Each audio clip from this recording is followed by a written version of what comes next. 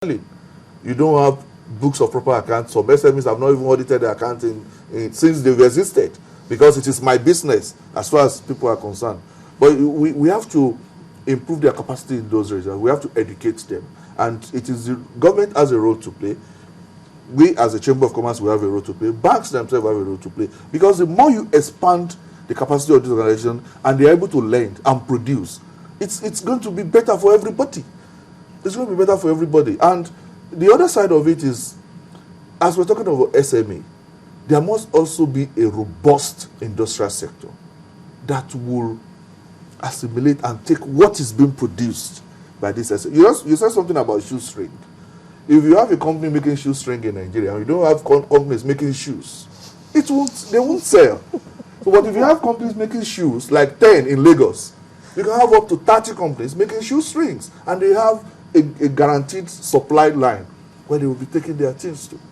That is the thing. So, talking about SME in isolation and paying attention to SME may also not be the entire solution. If they are good and they don't have a place to take their goods to, it becomes a problem as well. It becomes a problem, yes. Now, who should be doing this monitoring? Because most of them, we had, like you mentioned when we were at that short break, that we have a lot of companies that are not properly monitored. Some have been in existence for a very long time. Is it that they don't know that these companies exist, namely that they're not registered as, small enterprises, or nobody really is paying attention? Well, I think people are paying attention, but they don't know what kind of attention are they paying. You find out that these companies pay tax, so which means they have records with government. They pay all sorts of levies to local government. They pay all sorts of levies to government agencies, which means it boils down to the fact that these government agencies are more concerned with income generation instead of doing the duties they're supposed to do. We have agencies on environment, we have agencies on standards, we have agencies on even things as low as human capital. But what do? Are they actually, do they during the year have workshops where they invite SMEs for training to improve capacities?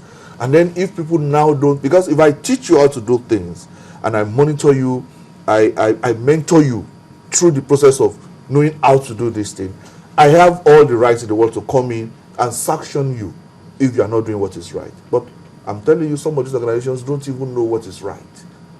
They don't even know what is right. They don't know about standards. They don't know what the expectations are. I've been doing it for the last 5 years, so how can anybody now come and tell me that is not how to do it? So who should be doing that? Who should be monitoring? It is the responsibility of government. Getting the right. That is why we have organizations like the Standard Organization of Nigeria. We have NAFDAC that will ensure that what comes out for you and I, because most of the people producing drinks, producing water, food, there are a lot of SMEs in those sectors. It is their function to make sure that these things are right. If they are overwhelmed, they should come out and let us know. But they don't seem to be doing enough. Yes, they are doing some things now. You can see SON going into markets these days, doing a light. Even NAFDAC as well. Yeah, that is the kind of thing they should be doing. Because if you are producing a substandard product and people are not buying from you, you will desist. You will stop. But what we are saying is that it's not enough to carry policemen and then go to the gate of the company and seal off, throw all the staff out and everything. It is not enough to do that. You must be seen to have done, to go through what you call in Nigeria due process and make sure that things are. Then, if at the end of the day you now sanction that organization, nobody will blame you. But as a Chamber of Commerce, we have had a lot of experiences about high-handedness in the part of, and then a lot of corruption also along the line. So will effective monitoring now help probably when the bank wants to, when these customers, when these small business owners actually go to the banks to get loans? It will help. But if I'm an SME, if I'm an SME operator and I have a bank I've been using for the last 5 years since the business started, and I seek support from that bank, support should not start in the sense of when I want a facility. I think if I'm with a bank and I've been running that account and I'm running it well, I expect that at some point the bank should send representative to my company to see how I'm doing, to advise me on how to move forward. Because the bigger I grow, the better for their own business too. And by the time I am ready to take credit, it is a done deal. Because it's just like a professor in a university monitoring the project of a student. You know, you bring in chapter 1, you bring in, it looks at it. So you cannot say at the end of the day you have failed. So at the end of the day, by the time you get to the point of assessing credit, that man has no problem. So you are growing together.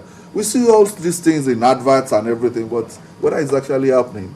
It leaves a lot to be said. Well, more and more now they're trying to encourage women and youths to be, more active in the sector. Do you think that's what we should be doing right now? Yeah, we should be doing it. Maybe we should start a little earlier. Entrepreneurship training should start even as early as secondary school. That's for the youths? For the youths, yeah. It should start even as early as secondary school. Don't forget, of course, we have also young ladies.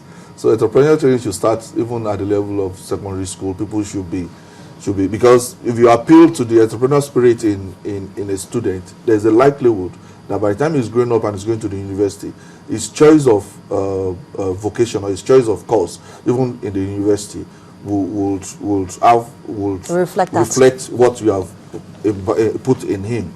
So it's something we should do. Start now. We're taking it at the top now. There's nothing wrong with that. But then we should also do a kind of backward integration and go back and look at the curriculum of secondary schools, universities, so that by the time people graduate, of course, it's not everybody that has that spirit. But by the time people graduate, those that have the spirit will be ready to go into it. And then the environment, the business environment, must be attractive and conducive enough for people to want to go into it. Today, I know a lot of young people who are working, who are in blue collar jobs, like you say, who really want to go into small scale manufacturing and everything. But most of the time, I know a lot of them complain about even staff, as little as staff. We have seen many of them going into it and the business have died because of corruption, even the side of the people you put to manage your business, capacity, and the level of, it's not education now, but the capacity of even the people that are educated to deliver as expected. Well, has there been any institutional support now for SMEs, and how? Oh, there have been many. I mean, we must face reality. From the days of NEFund, the days of the SMEIS fund for banks to invest in equity in SMEs. The assumption is that banks will bring in expertise into this organization to make it grow. We have the Bank of Industries. Even when it was the NIDB, they did a lot to. But unfortunately, from the result we are seeing, these policies have not been very successful. From the result, I'm looking at, when you look at it on paper, they are wonderful. But from the result we're getting, in reality, the reality on ground, it shows that it is either the implementation of these policies, or maybe the policies themselves are flawed from the beginning. So what can be done to actually enhance the effectiveness of such policies? Well, the truth is, government itself must. We keep going back to government. We have to. Let me tell you where we have to. Where we have to go to. Because you see, as much as possible, the government is supposed to just lay the ground. Then organized private sector is supposed to pick up from where government. Then where is the ground that was going to be laid? That's the question. We had business clusters all over. Even look at Lagos State today. We have it in Ilupeju. We have it in Matori. And go there today. The clusters are supposed to. I mean, you have small and medium enterprises there. You have power supply them from the main source. You have water supply from the main source. Go there today, go and see what is happening. They are all gone. They are all dead. Because now everybody is not fending for himself. So when we continue to go back, we are not saying government should feed businesses. But what we are saying is that the basic infrastructure, let it be there. The basic infrastructure. If you bring in an SME operator here today and they start telling you what it goes through in terms of getting or just power, what and how much it spends on power. It's not just about buying generator and putting diesel in it. Even getting the diesel at times it's hell. Then the cost of maintenance and everything, and it takes a large chunk and contributes a large chunk to the cost of production. So at the end of the day, if the man produces at good quality, and it comes out. It's expensive. Government itself, even you and I, are also not patronizing him. So he has a glut of goods in his warehouse that is not being sold. He's not encouraged. He's not even encouraged to ask his children to toe the same line. Yes, I was just going to ask you. We know that very few businesses actually outlive their owners. Now, why is succession such a difficult thing among SMEs? Yeah, what we find out is that most of these businesses are built around their owner. Everything revolves around the owner. And yes, this may be the case when the business starts. But you will expect that as the business grows, the man must learn to shed some weight, employ people who will bring also their own expertise into the business. But does the owner actually know any better if nobody is telling him that that's what he should be doing at that particular time? The truth is, by starting, he knows something. Starting the business, in the first place, he knows something. And when he starts, he brings in the expertise to now on his own expertise to make him better. But then we also have this notion. People think, of course, my children will succeed me. But if you look at the big businesses in this world today who started small, you find out that the owners even don't have anything. Their children are not there. The children may be on the board, but here in Nigeria, it is always either the daughter or the son and everything. And it's killing. Then the thing is, most of these children may not have the kind of spirit that the father had. That's true. And most of them are forced.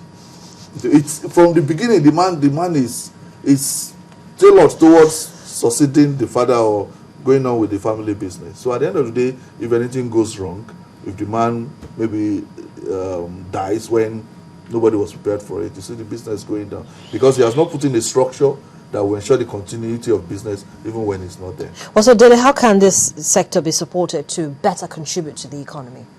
The first thing is to tackle the internal problem of the SMEs. Build capacities of SME managers and owners, build their capacity, improve their business acumen and managerial ability. Patronage is essential and is very, very important. Government must come up with very, very, very straightforward and concise policies that will force at least government agencies at the start to patronize locally made products on local organizations. Already we're seeing most of that. Pharmaceuticals, textile, those one at that level. If you start that, there's the possibility that with the increase in demand, you also have to increase supply. And you also see people getting more interested in going into those areas because there are some guaranteed patronage. And by the time that starts, you see it's a start. These people like you and I will also start patronizing them. The quality will improve.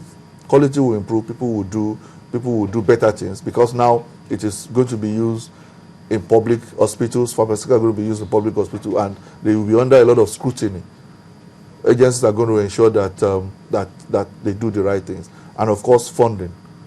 It's important. It's very, very important. But maybe if we solve the problem of infrastructures, the emphasis on funding may be greatly reduced if we solve the problem of infrastructures. I mean, I just imagine Channels Television running without having to put on a jet for 24 hours.